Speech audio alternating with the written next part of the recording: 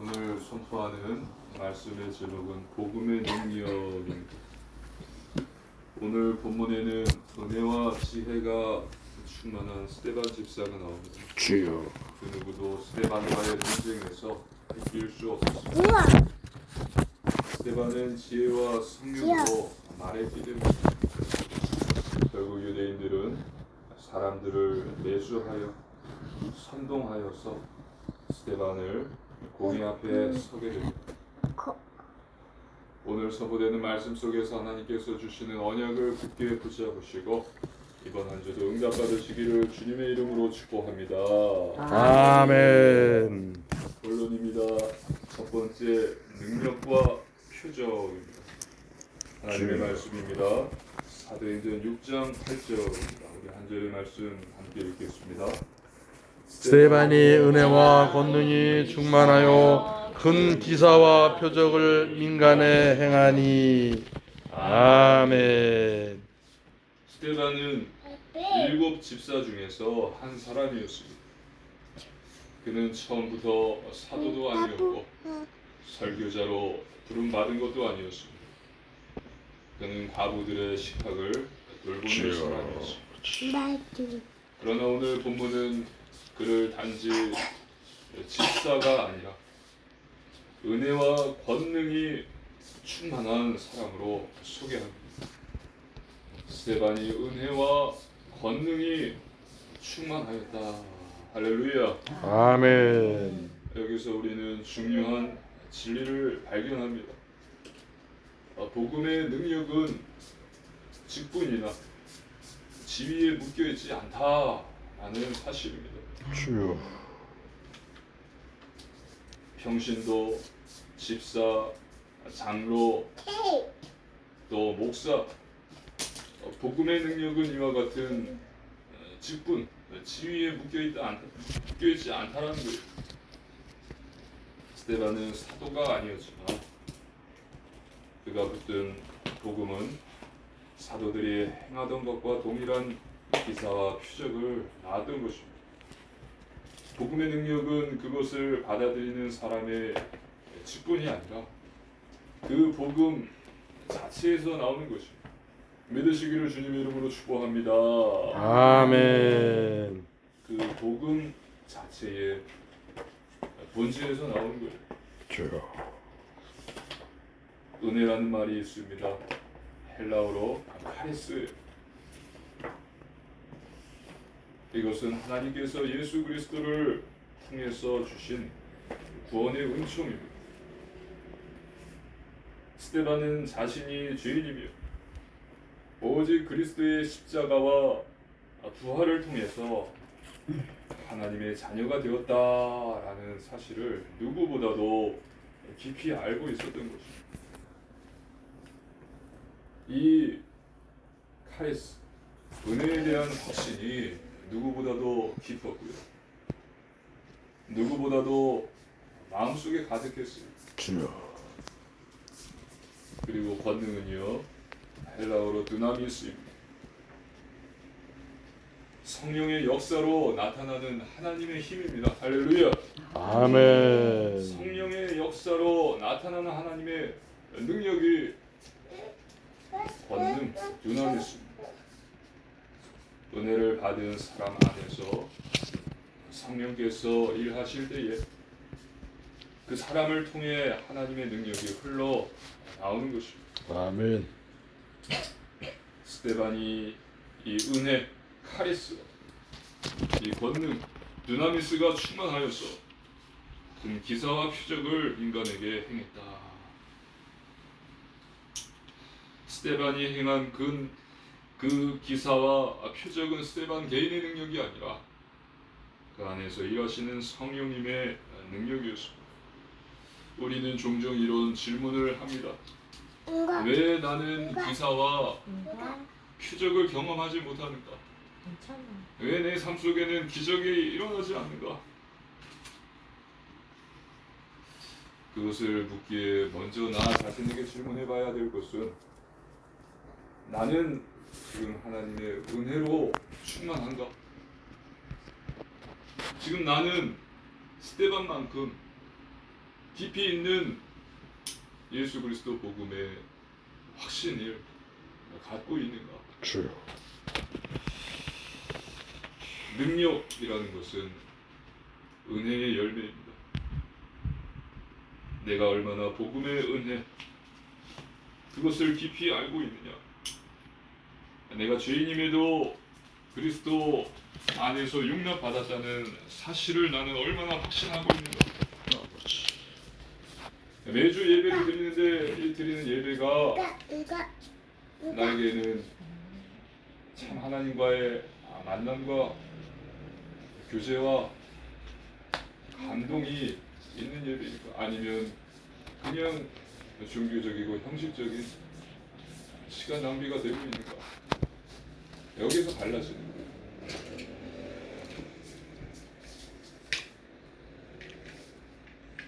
저와 여러분은 스데반만큼 복음의 은혜를 깊이 알고서 삶 속에서 누린 이 은혜의 열매, 능력을 경험하시기를 주님의 이름으로 축복합니다.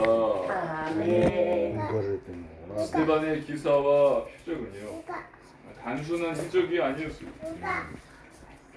그것은 예수님께서 부활하셨고 살아계시다는 증거였습니다. 주여. 명심하십시오. 복음은 관념이 아니에요. 복음은 능력입니다. 복음은 하나님의 말씀입니다. 복음은 예수 그리스도예요. 주여. 복음은 역사예요. 예수님께서 이 땅에 오심으로 Before Christ 기원 전과 아노 도미니 AD로 기원 후로 나눠졌습니다.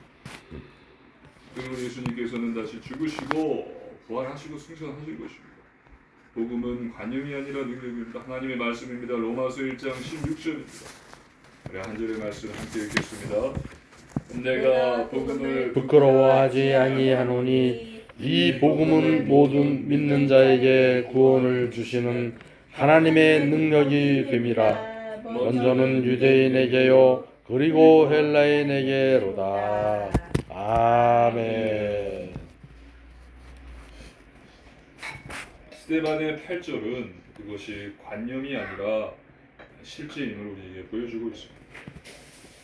두 번째, 흔들리지 않음입니다. 하나님의 말씀입니다. 사도행전 6장 9절로 10절입니다. 우리 한 절씩 교독하시겠습니다. 이른바 자유민들 즉 구레네인, 알렉산드리아인, 길리기아와 아시아에서 온 사람들의 회당에서 어떤 자들이 일어나 스데반과 더불어 논쟁할세. 스데반이 지혜와 성령으로 말함을 그들이 능히 당하지 못하며. 아멘. 스데반의 사역이 강력해지자 반대가 시작됐습니다. 이들은 모두 로마 제국 각지에 흩어져 있다가 예루살렘으로 온 디아스포라 유대인들이었습니다. 흥미롭게도 이들은 교육 수준이 높았습니다. 그리고 세계 경험이 풍부한 자들이었습니다. 그들은 스데반과 논쟁을 했습니다. 그들은 스데반이 전하는 복음, 즉 예수님이 메시아시다, 예수님이 모세의 율법의 성취다 라는 이 주장을 무너뜨리려 했던 것입니다. 당시 유대인들은요, 예수가 메시아다, 모세의 율법을 온전히 성취하셨다, 이런 말은 단순히 신학적인 다름이 아니라, 신학적인 이견이 아니라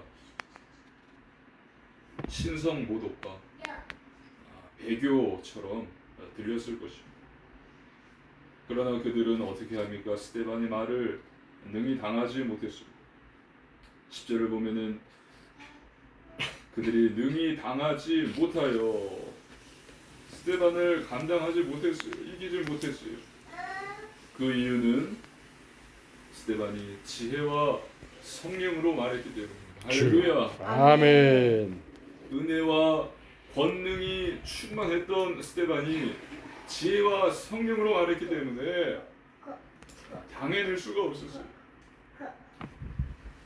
복음은 그것을 전하는 사람의 학식이나 또 능변에 달려있지 않습니다. 성령의 역사에 달려 있습니다. 바로 이것이 그들로 스데반의 말을 감당할 수 없게 만든 것입니다. 복음은 논박당하지 않습니다. 복음은 역사적 사실에 기초하고 있기 때문입니다. 주여. 예수님은 역사 속에서 오신 분이세요. 예수님은 실제로 죽으셨고 실제로 부활하셨습니다. 그리고 승천하셨고 다시 오실 것입니다. 믿으시기를 주님의 이름으로 축복합니다. 아멘. 그렇게 논쟁에서 이기지 못하자 그들은 전략을 바꿔요. 하나님의 말씀입니다. 사도행전 6장 11절로 14절 우리 한 절씩 기도하시겠습니다. 사람들을 매수하여 말하게 하되 이 사람이 모세와 하나님을 모독하는 말을 하는 것을 우리가 들었노라 하게 하고 백성과 장로와 서기관들을 충동시켜 와서 잡아가지고 공회에 이르러 거짓 증인들을 세우니 이르되 이 사람이 이 거룩한 곳과 율법을 거슬러 말하기를 마지 아니하는도다. 그의 말에 이 나사렛 예수가 이곳을 헐고 또 모세가 우리에게 전하여 준 규례를 고치겠다 함을 우리가 들었노라 하거늘. 아멘. 이것은 진실과 거짓의 교묘한 뒤섞임입니다. 진실이 있고 거짓이 있어요. 스데반이 실제로 성전과 율법에 대해서 말한 것은 사실입니다. 그러나 그의 말의 의미와 의도를 왜곡했습니다. 스데반은 성전을 헐어야 한다라고 말한 것이 아니라 예수님이 성전의 진정한 성취심을 가르쳤습니다. 주여.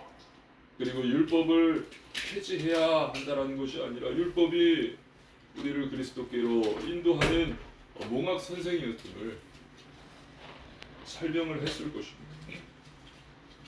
성전을 헐어야 된다. 또 율법을 폐지해야 된다라는 것이 아니라 끊었어. 성전의 진정한 성취는 그리스도 예수님이시다. 복음을 논리로 반박할 수 없을 때 사람들은 왜곡과 거짓으로 공격을 해요. 예수님께서도 이것을 경험하셨습니다. 성전을 헐겠다. 너희가 성전을 헐라. 내가 사흘 만에 다시 일으키리라. 아멘. 이 말을 이들은 왜곡했고 이해를 하지 못했고 이 말로 예수님께서는 고발당하셨습니다. 예수님께서 죽으시고 부활하시겠다라는 말씀이었는데 성전을 사흘 만에 어떻게 다시 지을 수 있겠냐라면서 고발당하셨죠. 우리가 복음을 전할 때에 오해와 왜곡과 거짓 고발이 있을 수 있습니다. 그러나 중요한 것은 그런 상황 앞에서 우리가 복음을 붙들고 있느냐, 복음 안에 있느냐 하는 것입니다. 스데반은 그 자리에서 도망치지 않았어요. 할렐루야. 아멘. 스데반은 복음을 붙잡았고 복음 안에 있었고 복음을 포기하지 않았습니다. 복음은 편안한 상황에서만 역사하는 것이 아닙니다. 복음은 가장 치열한 대적의 자리에서 더욱 빛이 나는 거예요. 오늘 스데반이 그것을 보여주고 있습니다.